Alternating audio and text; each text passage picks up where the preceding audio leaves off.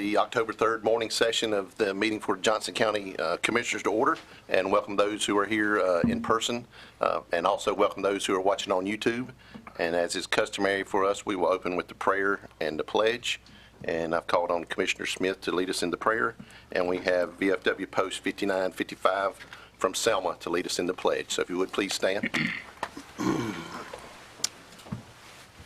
Let's pray. Our Father in heaven, we thank you for the opportunity to be here this morning to tend to the business of our county. We ask that you give us wisdom and discernment to make the right decisions. We thank you for sparing our county the tremendous loss which our fellow citizens in Florida and South Carolina had. And we just ask that you be with all the people who are working to clean up from that disaster. We now ask that you be with us. We thank you for all your many blessings, and we pray all this in the name of Jesus Christ, our Lord and Savior. Amen. Amen.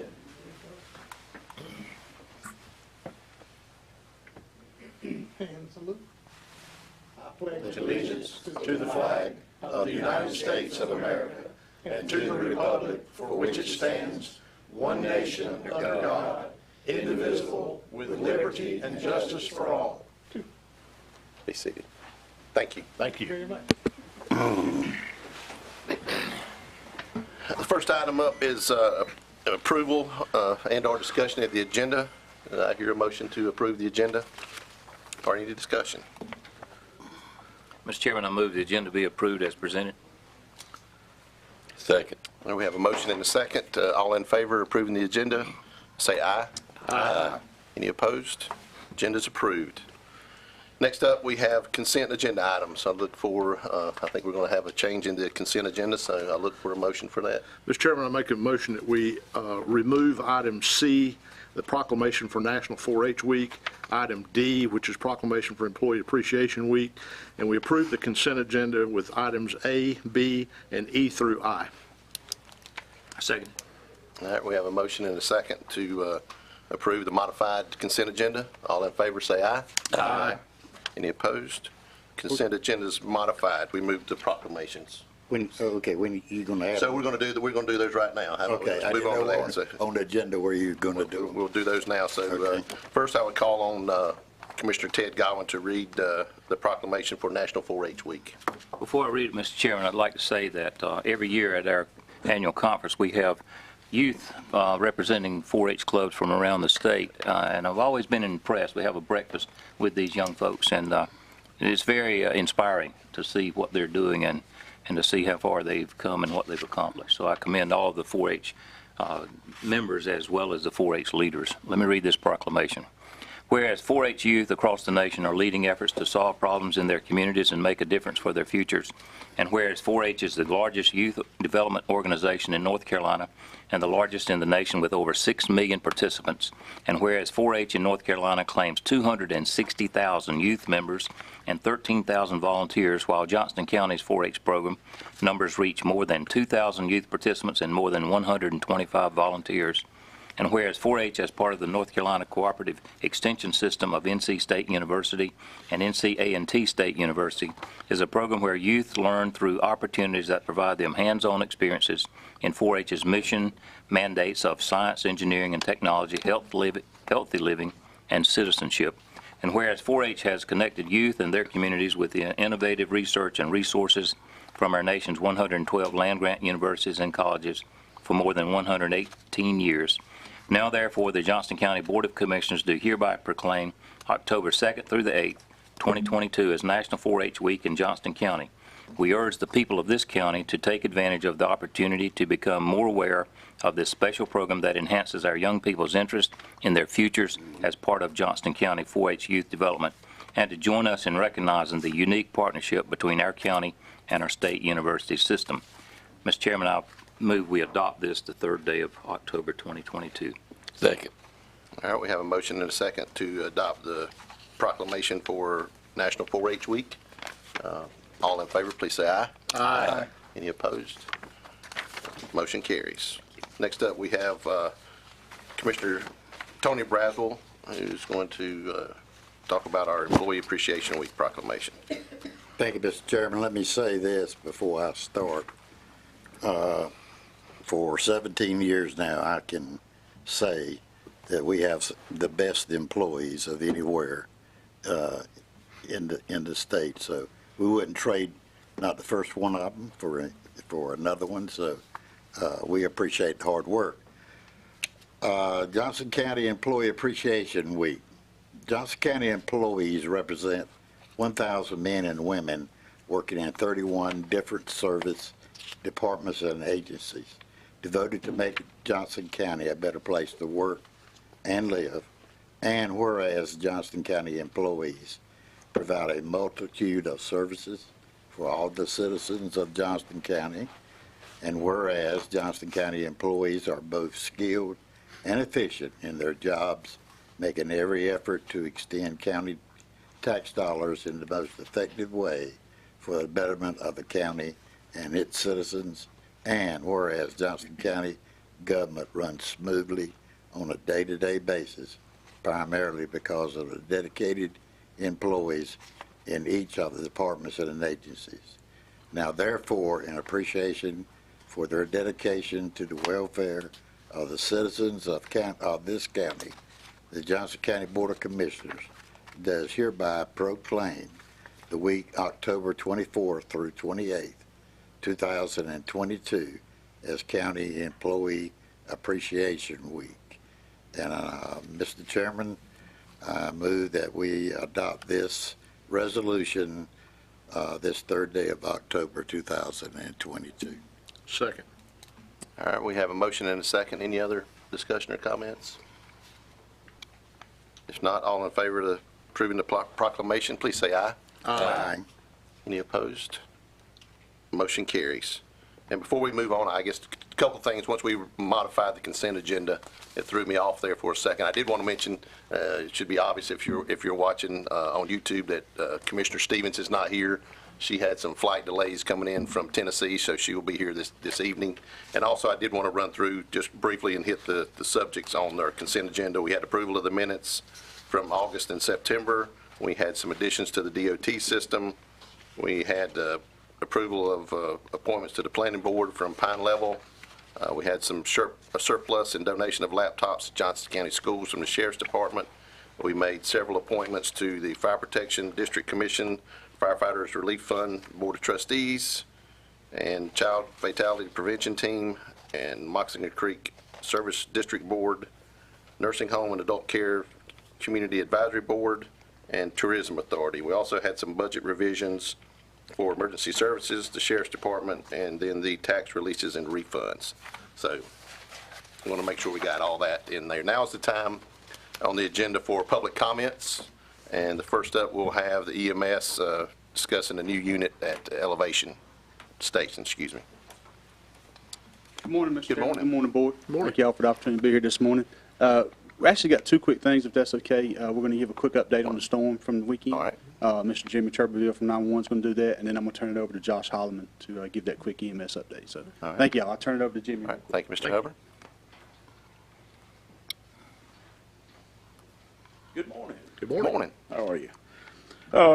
Kevin asked me to prepare some numbers from the storm. We went from 8 a.m. Friday morning to 8 a.m. Saturday morning.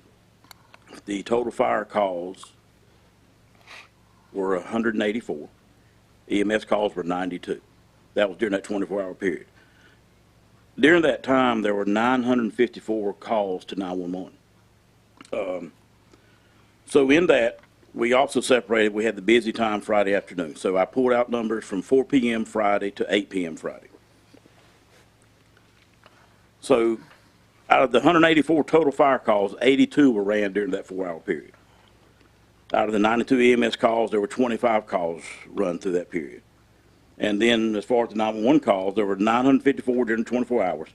437 occurred during that 4-hour period. There were, sorry to say, there were 3 fatalities in the county, 2 from motor vehicle accidents, and 1 for carbon monoxide, the best that I understand. And I think during the peak of the storm, there were close to 13,000 power outages, and everything has been restored at this point. That's all I have. All right. Thank you. Thank you. Thank you. Sir Bill, thank you for your service and the work of the 911 Center. You folks are you're the first step to the response, and we appreciate what y'all do. It's really, and our hearts go out to the victims that lost their lives, but I know that our folks did everything they possibly could to save life and property, so we appreciate you. Yeah, well, we appreciate that. You know, we work hard, and everything's behind the scene, and it's forgotten quite a bit, but we appreciate it. You're not forgotten. All right. Mr. Holland? Good morning, Commissioners. Thank you for your time this morning. I want to also thank you for the additional EMS positions that were included in this year's budget. What we would like to do is take 4 of those positions and add an EMS unit at the Elevation Fire Station. It will be a peak time unit, 7 a.m. to 7 p.m. That is an area where we've identified a geographical gap, and having an EMS unit there will greatly benefit that Elevation, Benson, Four Oaks, McGee's Crossroads area, in addition to providing another unit in our system. And the way we operate nowadays is one agency, one system. We know that would be a great benefit to the entire county. It'll take us from 23 units during the daytime to 24 units, and helps us maintain that level of preparedness. Want to give a kudos to Chief Timmy Stanley and the board of Elevation Fire Department. They've been great to work with through this process. They're very supportive. They have long been partners of our EMS system, and they are very, very much looking forward to an EMS unit being there in their station, and we're looking forward to that arrangement as well. So if there are no objections from this board, we would like to place that unit in service at Elevation in mid-November. Sounds good. Is that something that needs a motion from us or consent? Okay. Just nod of head is good enough. Okay. Okay. There you go. Thank you very much. Thank you for the support. Great job. Thank you. Thank you, Josh. All right. Now's the time for comments from the public. If there's any audience member who's wishing to speak, please come forward and state your name and your general location, town or township. Reminded that you have 3 minutes to speak, and all conversations should be civil. And we do ask that if there's any campaigning to be done, it be done elsewhere other than in this room. So if anyone's coming forward, please come forward now, and again, state your name and your general location.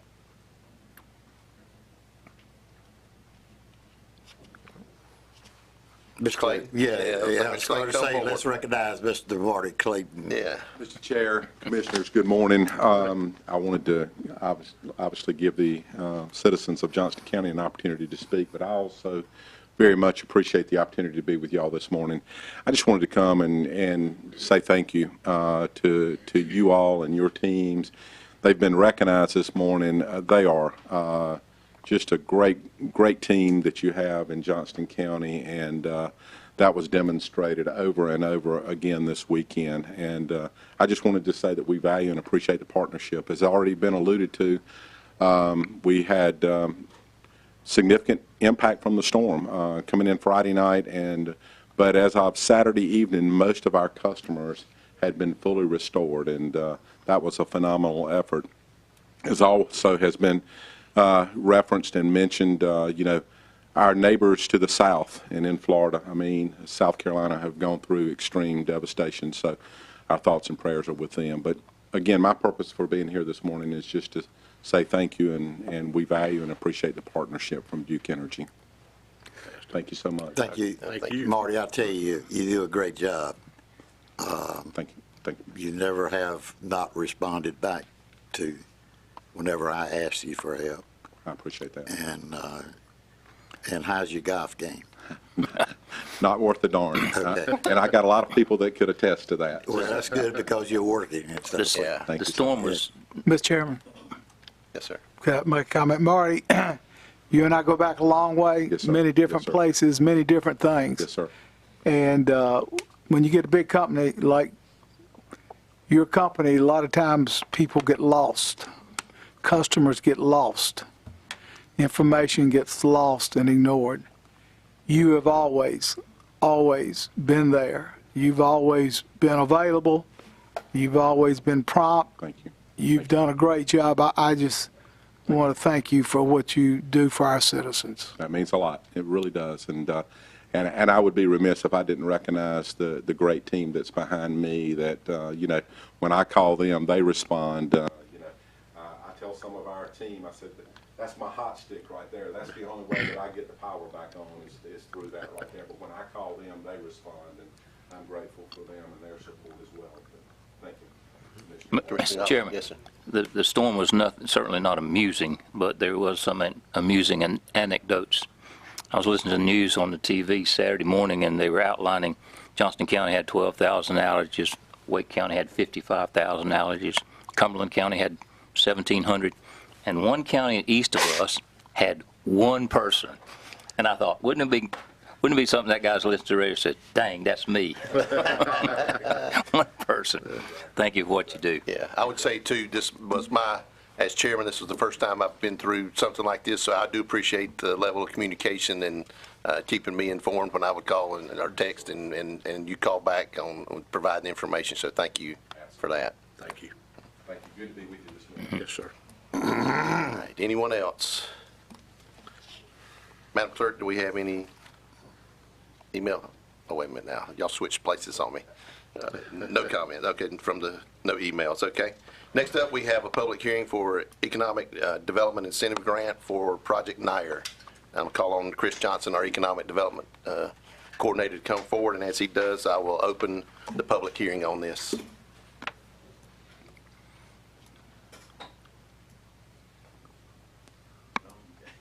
Yeah.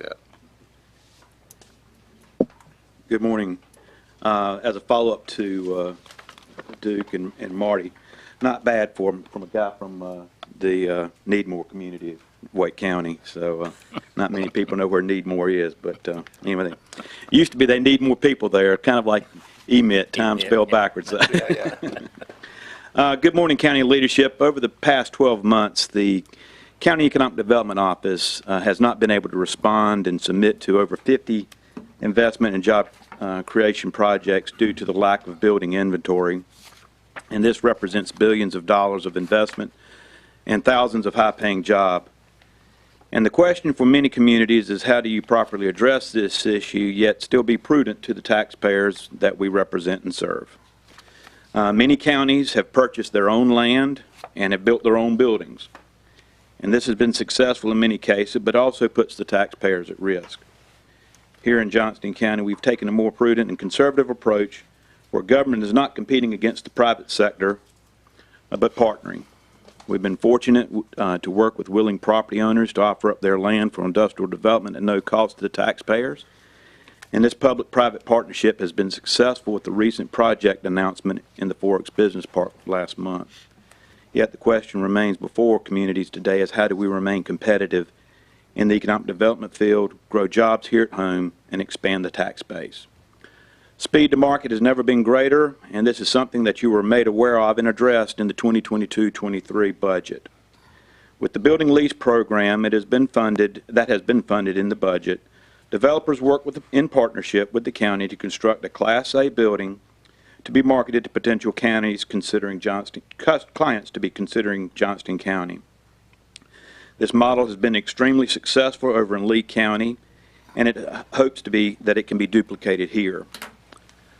For citizens in attendance and as well as listening online, this 2-year month-to-month program does not begin until the building has received its temporary certificate of occupancy. The $3 per foot up to 100,000 square feet lease rate is well below the market rate for a Class A space.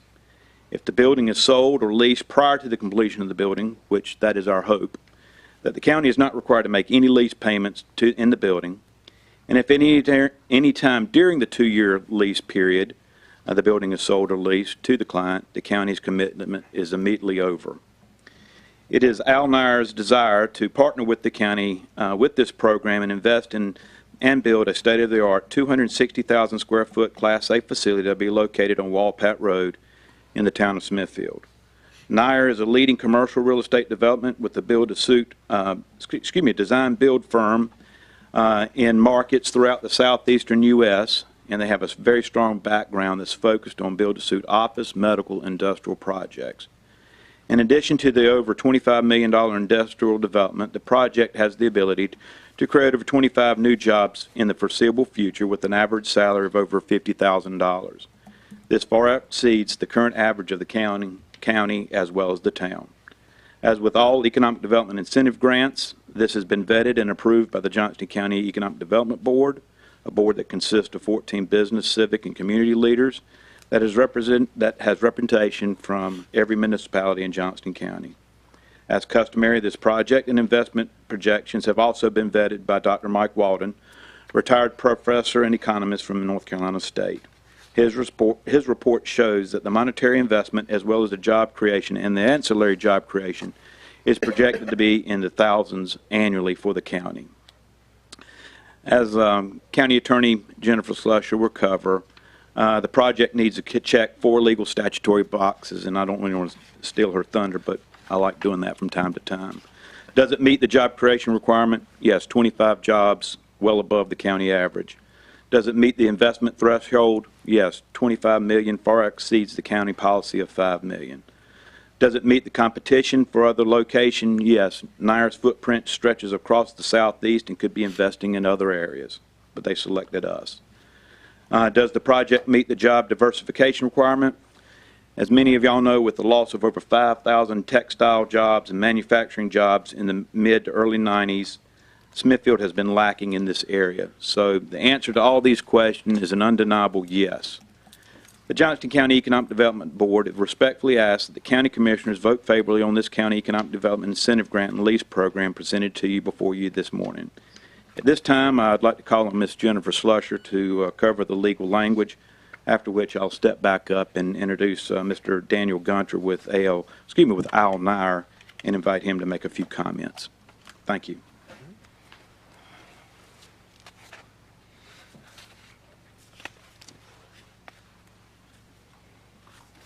Good morning, Mr. Chairman, members of the board. I offer for your consideration a resolution attaching a proposed economic development incentive grant and single-tenant commercial lease for the proposed project by Brogdon Industrial 1 LLC, or Project Nyer, as described by Mr. Johnston. As Mr. Johnston described, the project does meet the 4 factors required to qualify for an economic development incentive grant: job creation, capital investment, competition, and diversification of the economy. The economic impact analysis performed by Dr. Mike Walden opines that the direct, indirect, and induced impacts from the development at full build-out is estimated to be over $23 million. As to the incentive grant agreement, as Mr. Johnston noted, this is a proposed $25 million capital investment to develop and construct approximately 264,000 square feet of Class A speculative industrial facility in the Smithfield Township. This location is strategically important to the county and will serve as a catalyst for future development in the area. The employment commitment for this project is solid at 25 net new permanent full-time positions for employees working on the project site with an average salary of $50,000 with benefits. The capital investment is proposed to be completed by December 2024 and the job creation completed by December 2025. The incentive proposal is a cash grant made in 5 annual payments beginning April the 15th, 2025, which are quantified and measured as 50% of the ad valorem taxes paid on eligible investments. In this case, the eligible investments are real estate improvements during the investment period. If incentives are granted, Brogdon commits to make eligible investments of not less than $20 million by December 31st, 2024, attain the employment goal of 25 full-time permanent employees by December 31, 2025, provide a certification of those investments and the employment. The grant payments are conditioned upon Brogdon paying in full its ad valorem tax bills for that year for all of its properties situated in the county that is subject to ad valorem taxation. Brogdon must be current on all payments owed to the county, current on the filing of any annual property tax listings, and have no current pending appeal regarding valuation of the property at the project site.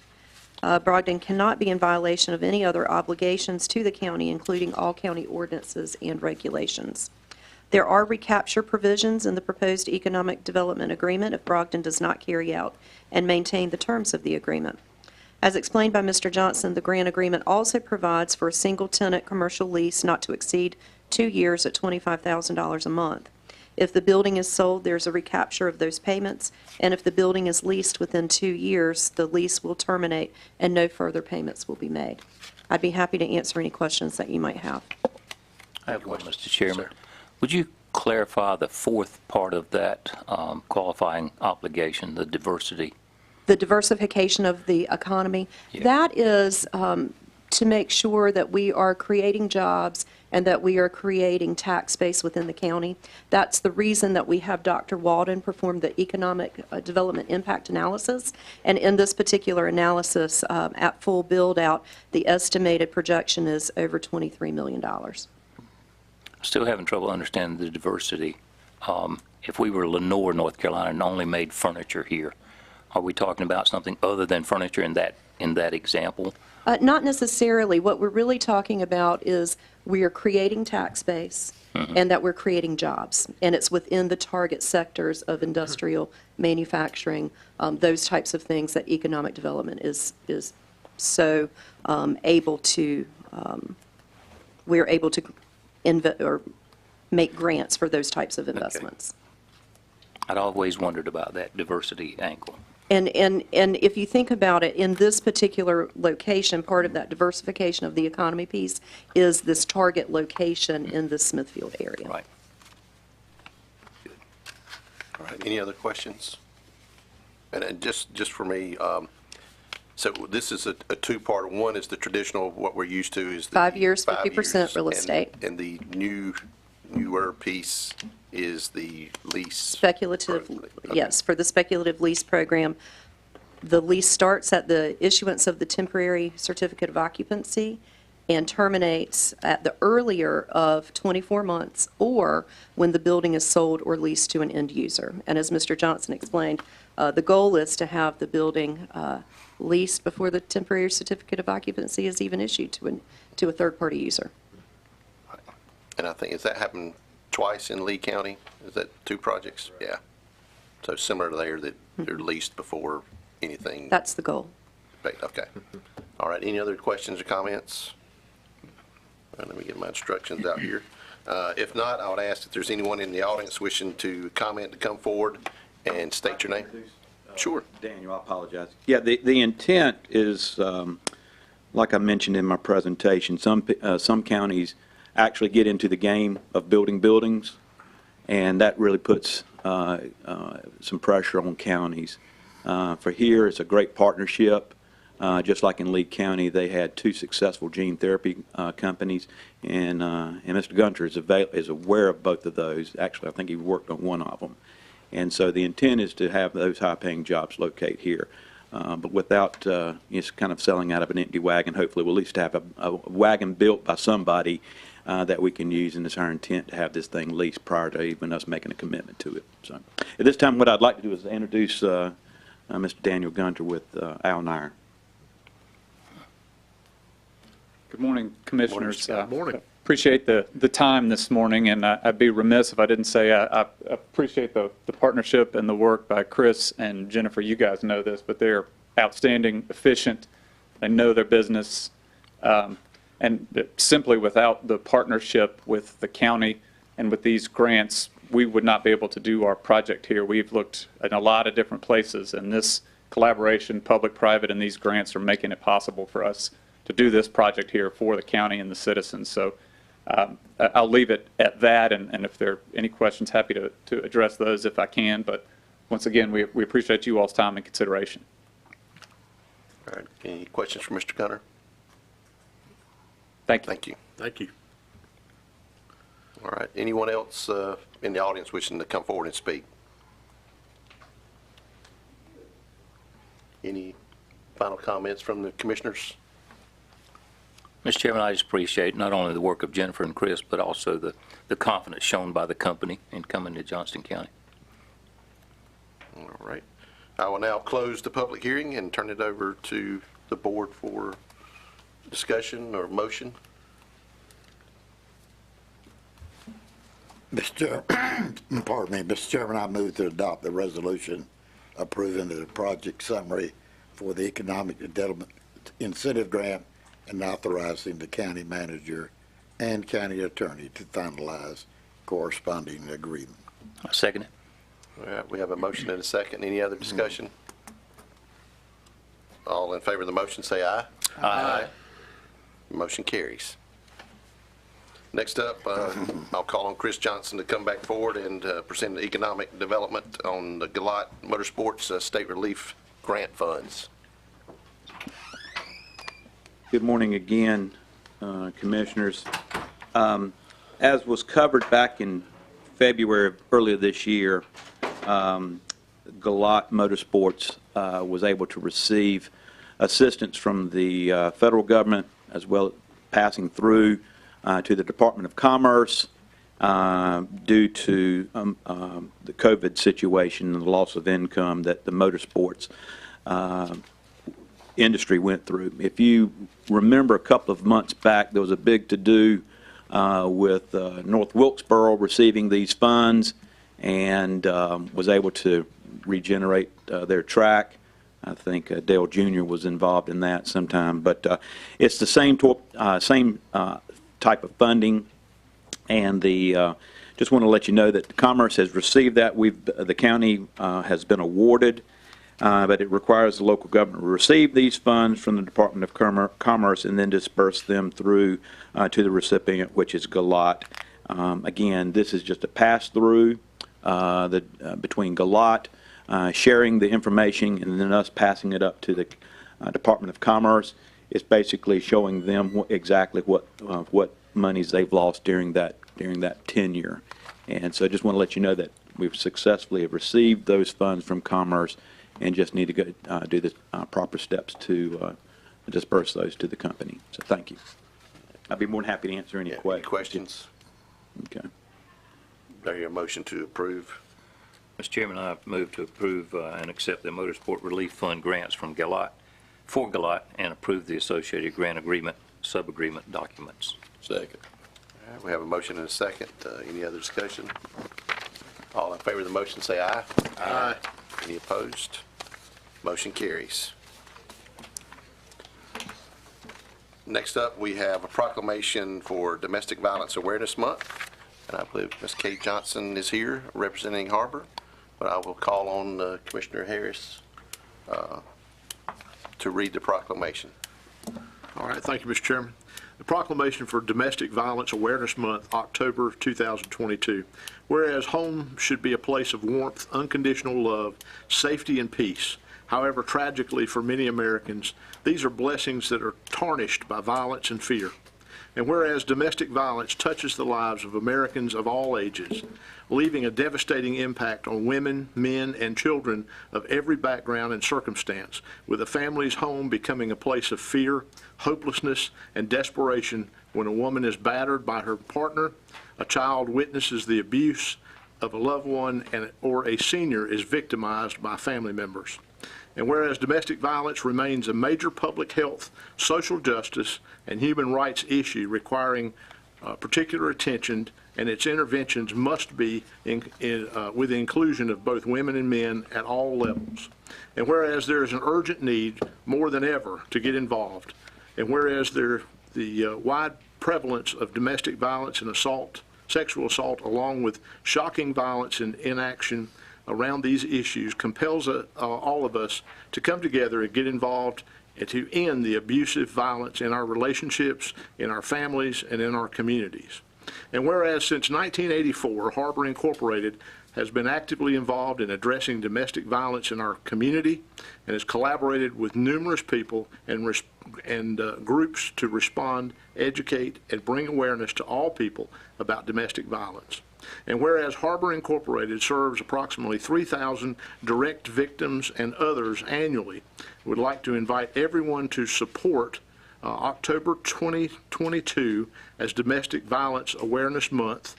And this will be dedicated to the We Are Resilient campaign. Whereas this campaign underscores the urgent need for involvement by taking action, speaking out, breaking our silence, and seeking help when we see this problem in our life, in our families, and in our communities. Now, therefore, be it resolved, the Johnston County Board of Commissioners does hereby proclaim the month of October 2022 as Domestic Violence Awareness Month and urges all citizens to observe this month by becoming aware of the tragedy of domestic violence and support those who are working toward its end, and to make personal commitment to get involved in the campaign, We Are Resilient. Proclaim this 3rd day of October 2022. And Mr. Chairman, I make a motion that that be approved. Second. We have a motion and a second. Any other discussion? Ms. Johnston, do you mind just coming forward? I'll say that I appreciate the work that you and your board and your team do to combat domestic violence, and I can say from personal experience the impact that it has on lives. Not just for a short period of time, but for a lifetime. So thank you for what you're doing, and thank you to your team. Thank you again, Mr. Chairman and Board, for your continued support with Harbor. We could not do the work that we do if it was not for your continuous support. So on behalf of our Board of Directors and our staff, we thank you for accepting this proclamation for the county and the citizens of Johnston County. Thank you. All right, thank you. Thank you. Got to vote on that? Okay, yeah, I've got to talk it. So all in favor of the motion and approval of the proclamation, please say aye. Aye. Any opposed? Proclamation is approved. All right, next I'll call on Rick Hester to present Capital Area Workforce Development Board, a letter of support for Orange County. Good morning. The Orange County Board of Commissioners are requesting to join the consortium that with Johnston County, Wake County, Lee County, and Chatham County to be a 5-county group on job readiness and working closely with community colleges and NC Works and those type of things. So you may recall in the past year, Lee and Chatham joined Johnston and Wake. So would recommend that the board approve Orange, or a letter of support for Orange County. All right, any questions, Mr. Hester? Hear a motion? Yeah, Mr. Chairman, I move to approve the letter of support. Second. All right, we have a motion and a second to approve the letter of support for Orange County joining the Capital Area Workforce Development Board. Any other discussion? All in favor of the motion, please say aye. Aye. Motion carries. Thank you.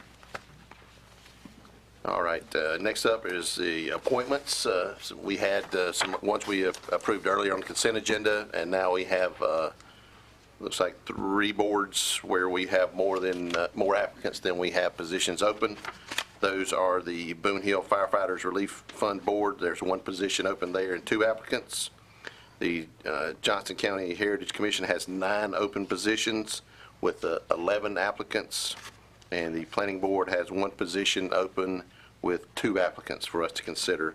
And has become customary on those issues, we have a ballot at each one of our seats, and we will fill those out, turn them into the clerk, and tonight at our 6 o'clock meeting, we will announce the results of those ballots. So with that, any comments on that from anyone? If not, we'll move on to our delinquent tax collection report from Jocelyn Andrews. Ms. Andrews, good morning. Good morning. Good morning, Mr. Chairman. Good morning, Board. Before you have the August collections report. As you can see, we're, our levy for the county is still strong as the county continues to grow. And we have collected this early in the year about a little over 7% of it. And again, this is as of August 30th this year. And registered motor vehicle taxes are also slightly up from prior years, or the prior year, I should say. I'll be happy to take any questions. I have some questions. Jocelyn, thank you. I appreciate the great job you do. You and I are working on a project, and you've been extremely responsive, and I appreciate that. Anytime. Glad So to help. the questions I'm going to ask are just to learn and for information, okay? And I hope I can answer them. All right. Our levy went up from July to August $4.5 million. Right. I don't believe we had that many people move in. I was just wondering why that would have happened. Okay, so normally in the September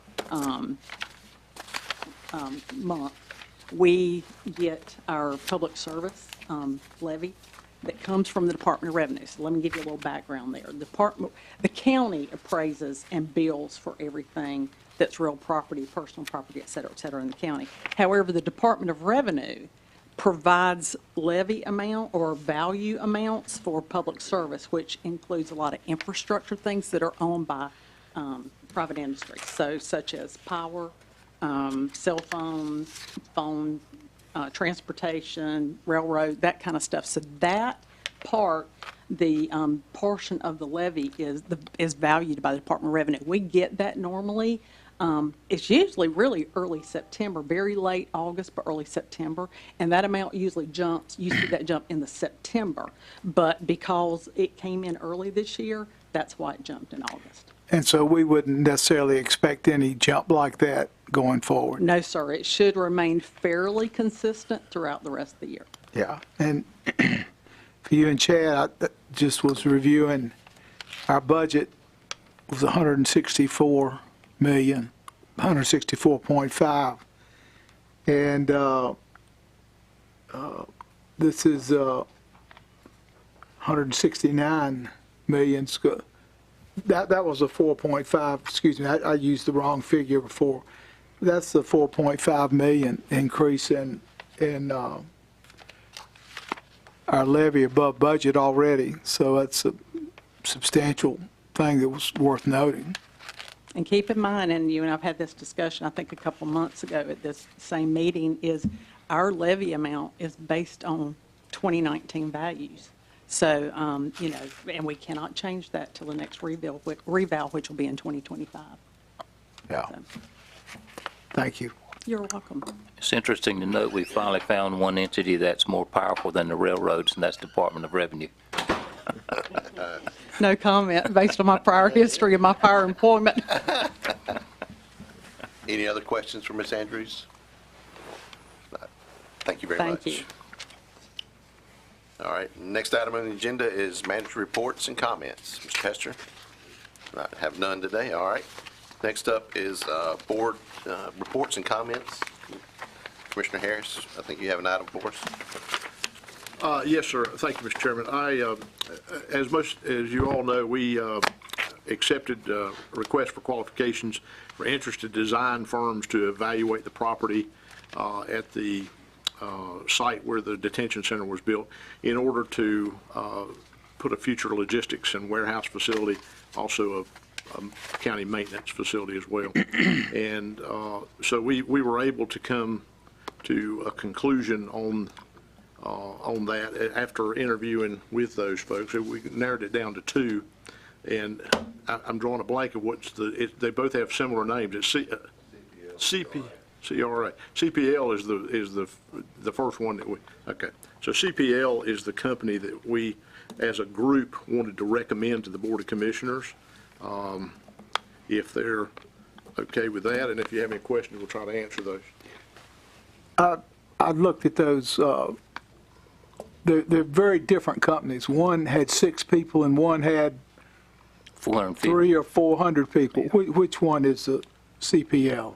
It's the 400 people one. Okay. And Mr. Braswell was involved in that, Commissioner Tony Braswell. If he I won't hold that. Additional comments about it. We try to do a good job despite that. Mr. Chairman, I've got some comments to weigh in on this. You know, we have at times, I think, maybe publicly and certainly privately talked about maybe at times maybe our school board has been less than prudent with our money, taxpayers' money. And I'm wondering if we should go too far down this road. We're talking about building a warehouse, and I realize there's other things involved. But there's any number of firms here in the county that design, build.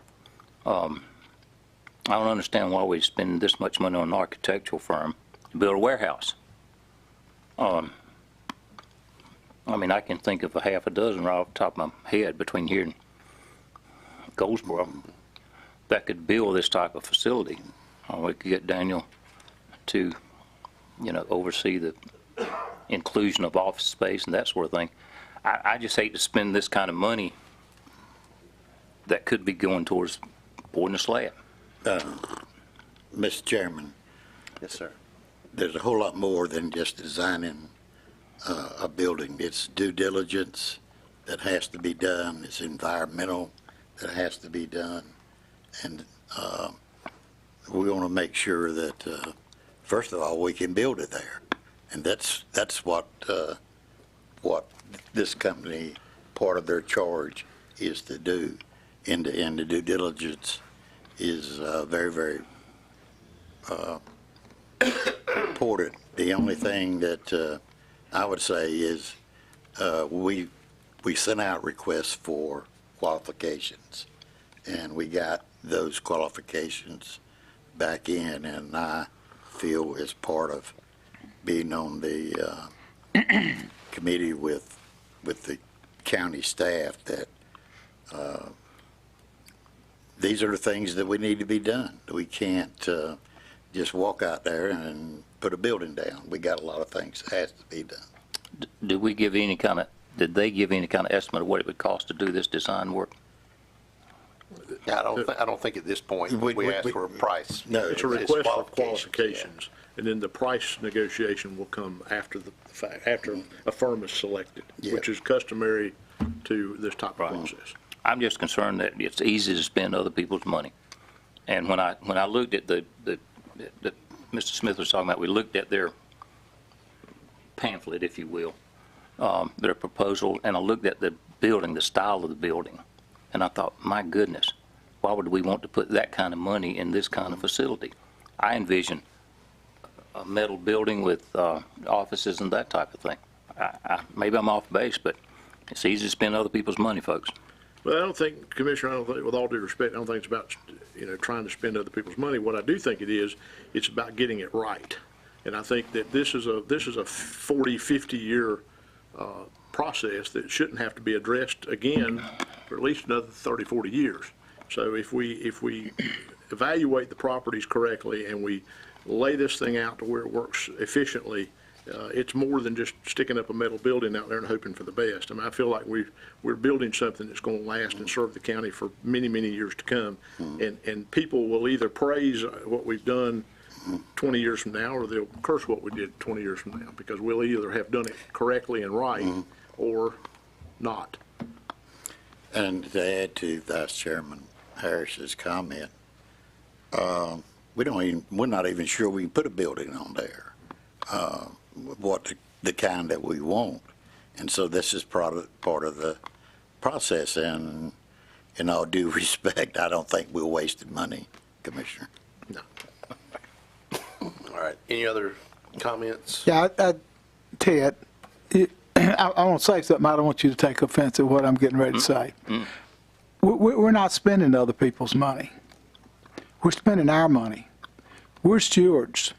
People elect us to be stewards of the county's money. And we need to treat every dollar like it's our dollar. It's not other people's money. I just think there's always a balance between quality and quantity. And so that's part of the judgment that the county taxpayer delegates to us to decide where the quality, quantity, style, and the proper use of the money. And I think we need to realize that. And that's, I appreciate Tony, Patrick, working with this group. It's not a simple matter. And we just need to, at the end of the day, be good stewards of the taxpayers' money.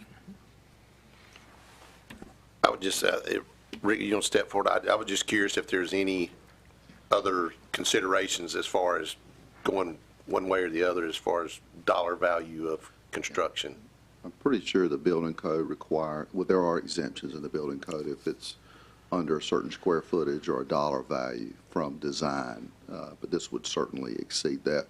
What we would recommend too is that we bring this project back in phases of design just to keep the board informed. especially after that critical first part, due diligence. I mean, that's going to be huge for us. So, and we've done that with a lot of projects. The detention center actually brought back it in phases of the design. So we'd recommend doing that too. I guess this is what I'm concerned about. Stuff like this, we don't need to be looking at something like this for the facility we're talking about, and that's my concern. Well, I agree with you. That's not a warehouse either. Right, well, okay, it'd be interesting to see how it pans out. I think we've all, if I'm wrong, I'd be happy to be corrected.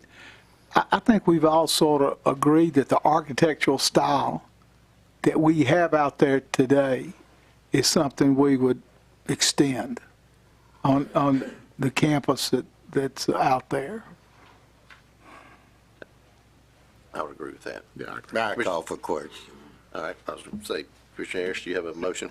Yes, sir. I make that in the form of a motion that we select CPL as the design firm for the project and direct staff to negotiate a contract with the firm, subject to board approval at a future meeting. Second. All right, we have a motion and a second. Any other discussion? All in favor of the motion say aye. Aye. Any opposed? Motion carries.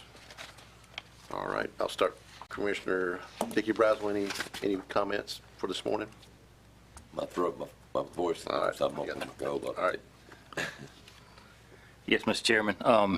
At our last meeting, we approved a resolution supporting Operation Greenlight for our veterans to show support for our veterans during this time between now and Veterans Day, November the 11th.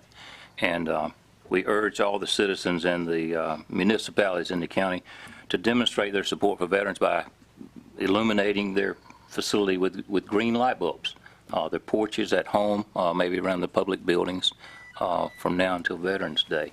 And I think it's a simple gesture that would show a common support for our veterans.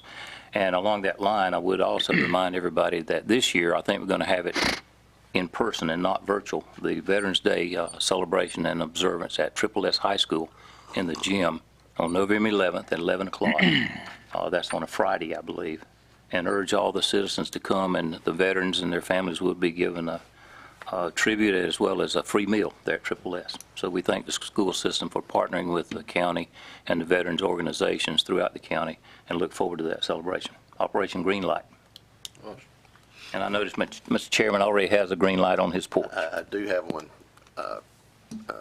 Rick, do you have an update for county facilities? I know we got a little bit of rain today. I don't know if that delayed our rollout of the green lights, but just give us an update on that. Yes, sir. We will be having green lights on most of the county facilities, probably more than one around the courthouse. So the county committed to being a part of that. Thank you. Vice Chair Harris? I'm good. Thank you, sir. I'm good. Mr. Braswell? I'm good. Mr. Smith? I stepped out to get a cup of coffee. On 5, did y'all vote on the motor speed? Yes. Yes. Okay, I just want to make sure the record reflected I would have voted yes on that. I think you voted in your absences. Okay, just want to be sure. Thank you for that clarification, though. Yeah, I thought you gave me your Proxy. Sure. Yeah. Anytime, Tony, I thought that was anytime. the case. So I did have, I had a couple things, and they're not for action, but just to request of staff to, well, one is a request of the board, and two, I guess, a request of the staff is, first off, Ms. Lusser sent your draft board rules, so take time, let's look through those and get those moved on down the road. Now that we've pushed her to get them to us, let's be responsive and make sure we get that moved on and discussed and adopted in some form. Do you have a time certain, because a lot of us just work real time, You need to- just in time, supply I chain. would say at least let's have some comments at our next meeting in mid-October, and Okay. hopefully we can approve those no later than our first meeting in November. But that puts the onus back on us to review and get her comments back. So, and then the other two things is things we've talked about, and just want to make sure we've got some maybe a date certain on our wastewater allocation policy, and then also the regionalization report. I think maybe the regionalization report is getting close to being finished, but if we could get those sometime between our mid-October and November meeting as well, that would be greatly appreciated. So, And I think that's it. We do have a need for a closed session. There will not be any action taken at the end of this meeting when we come out of closed session. But do I hear a motion to go into closed session? Yeah, I move the board go into a closed session for purpose of consulting with an attorney employed by the board in order to preserve the attorney-client privileges pursuant to NCGS 143-318-11A3 to discuss matters relating to the location or expansion of industries or other business in the area pursuant to NCGS 143-318-11A4, and to establish or instruct staff concerning negotiations, the price and terms of a contract concerning the acquisition of real property pursuant to NCGS 143-318-11A5. Second. We have a motion and a second. All in favor of the motion, say aye. Aye. Motion approves. We will go into closed session after a brief recess to clear the room. Thank y'all for watching.